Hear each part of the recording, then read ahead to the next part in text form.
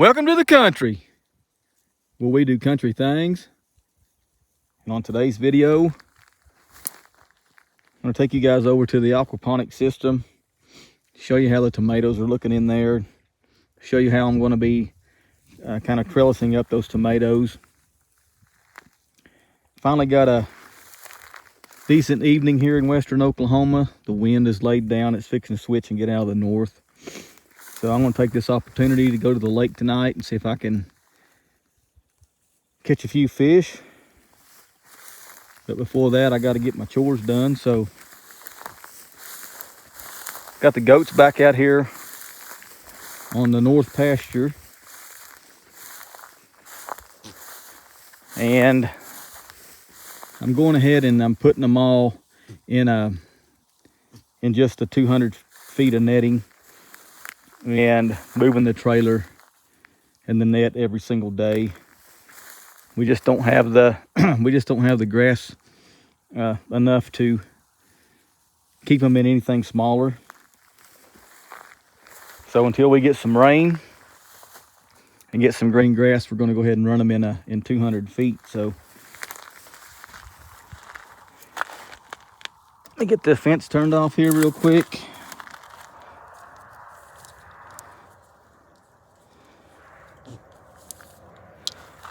If I can get in here with them.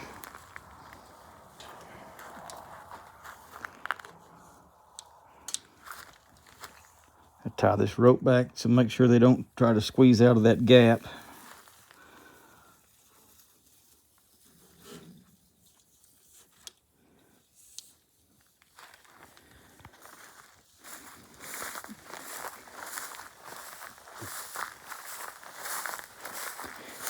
So we do have a little bit of green grass, but it's not coming out very quick.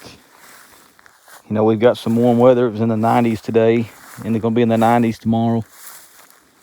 And we had a chance of rain this weekend that they took back today. So it doesn't look like we're going to get any rain for the next, not even the forecast for the next week.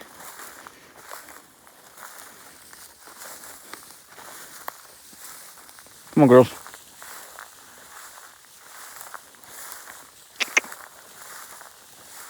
All right, let's go. Come on.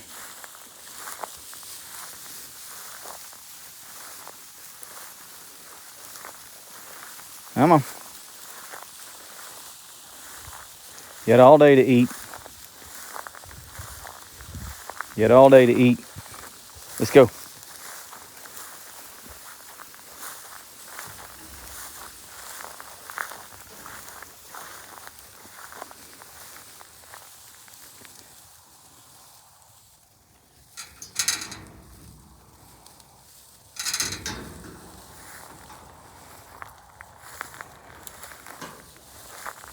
Try to let them go in on their own and not really push them too much, because they'll have a tendency to try to push out the gap if you try to push on them too much. And it seems like once 2 or 3 of them go, they all kind of get the hint and they go ahead and go in. So it's a pretty easy process. They're trained pretty good now.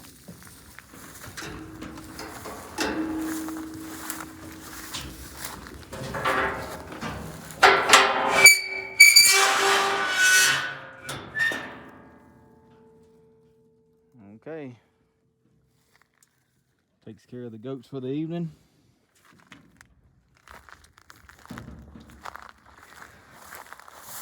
I will meet you guys over at the aquaponic system.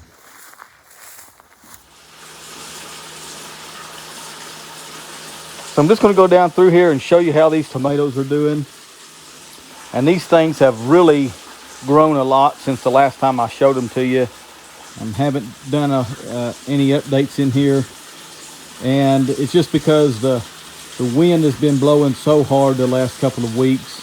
It's just springtime in western Oklahoma. You get those high winds, and it's just too loud in here with the wind blowing and the plastic moving around and stuff, and it's just hard to make a good video in here when the wind's blowing like that. But Just kind of pan over and look and show you how well these things are doing now.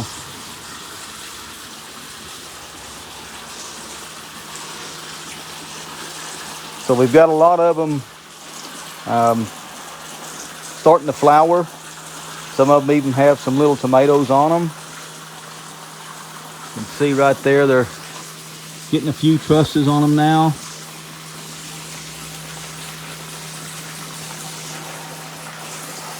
Here's one that's got a couple of tomatoes on it already. And I've been doing a lot of kind of trimming and trying to groom the tomatoes a little bit. Like right here, I've been keeping these leaves off, these lower leaves off, so I can get to the feeder lines to make sure that we're getting water, because I got to check those every morning, make sure they're not plugged.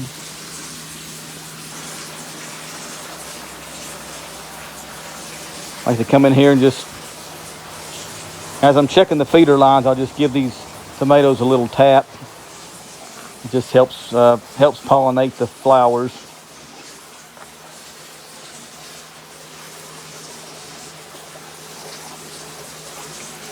There's one here, I think this tomato plant right here, it's got some tomatoes on it already too. There's a couple. And there's one there that I counted, I think 75 blooms on already. So we're gonna have tomatoes here real soon. And what I'm gonna try to do is put these tomatoes up on this netting, this trellis netting, garden netting. So I've got all the tomatoes tied up on the handle of the bucket. I got a string that's going up to a cable, a steel wire up to the top, and then this baling twine up to that's holding the netting up. So eventually what I'm hoping to be able to do is train these tomatoes up into this netting and kind of work these suckers around. Since these are a semi-determinate tomato, I'm not going to be doing any suckering. I'm going to leave all the suckers on and trying to kind of weave them and work them and kind of manipulate them as best I can to try to keep this as organized and neat and tidy as possible. And when I built this system, I designed these rows are 30 inches apart, and I thought that would be plenty of room. But if you walk down through here now, you can see these things are already touching each other. So I'm going to have to start, like this big sucker here is coming out into the row. So I'm going to have to start training these guys up, trying to get them up into the netting. And I don't know if you're familiar with determinate or indeterminates, but one thing about these determinates, or these indeterminates, or I'm sorry, these determinates, is they dead end a lot on their suckers. And I'll show you right here a perfect example. So this one here has a main stem coming up. It has a truss coming out with a tomato already on it right there. And then it comes up and it dead ends and it comes out on another sucker. So if I were to trim that sucker right there, if I were to cut that, then that would have dead ended the plant and it would be done growing as far as height. Same way with this one here. This main leader came up and it kind of dead ended in those two trusses, but then here's the sucker coming off that's going to keep on continuing to grow, and then here's another sucker right here. So they have a tendency to dead end, and if you trim the suckers off, they'll dead end on you, and you won't get any more height. So you always got to watch for that on these determinants, and kind of understand how they work, and make sure that you're not trimming any suckers off, or you're going to dead end your plant and lose out on a lot of production because you just you just crippled it as far as it growing high. So these things only grow about maybe 28, 30 inches tall, but they bush out quite a bit more than they go up. So I should be able to get them up into this netting, but obviously they're not going to go all the way to the top. But as long as they get up into this netting and I'm able to kind of spread out the suckers into this netting, I think I'll be okay. Here's one that's doing really good. This plant is already almost up into the netting now. And it's doing really good. I don't know how well the camera's picking up, you know, the perspective of this, but this thing is already turning into a jungle in here.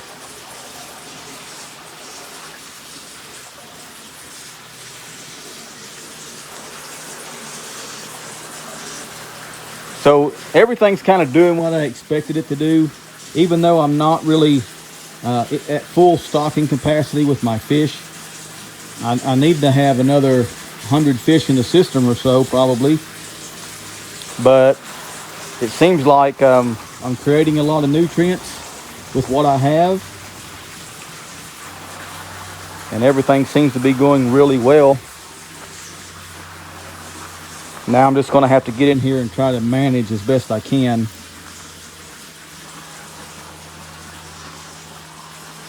As these tomatoes start to mature and start growing up.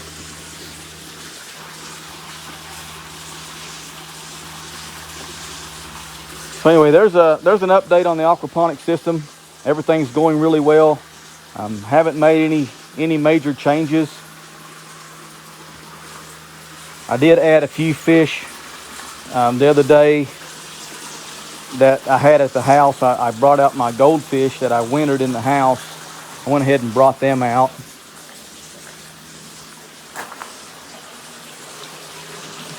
So they're right in there. Those are the fish that I bought last summer. And I had intentions of trying to breed these goldfish. And I just don't think they've grown big enough to do that. So that's kind of been on hold for now. I had some more fish ordered in the mail that I was going to show you guys, and they ended up getting lost in the mail. They haven't arrived, and they're 4 or 5 days late from what the delivery was going to be. So I'm sure if they do show up, of course they're going to be dead. But I got to figure that out and get a hold of the seller and try to get some more of them coming, and I'll show them to you when they get here, or if they get here.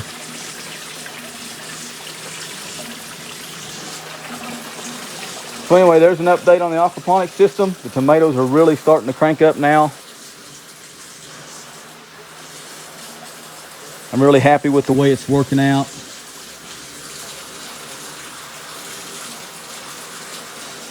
I want to thank you guys for watching. Now I'll be back. Okay guys, so I thought I'd come back on here and finish up this video this morning and show you what we caught last night at the lake. And we ended up catching our limit of these saugeye here.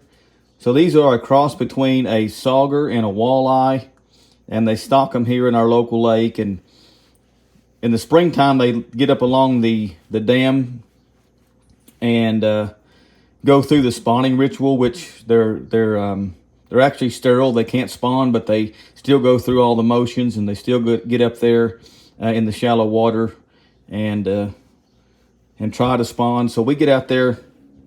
Fish form pretty hard in the springtime from the end of March till about the end of April, until it gets too hot. These fish are up there in the shallow water at night, so we end up filling our freezer up with them as much as we can the days that the wind will let us go out and fish. So we had a real good evening last night, had a calm wind, and we ended up catching our limit, which is 5 apiece, which is 10. So anyway, I thought I'd show you guys that. I'm going to get busy getting these guys cleaned up and probably have a couple of them for lunch. So anyway, appreciate you guys watching, and I'll be back.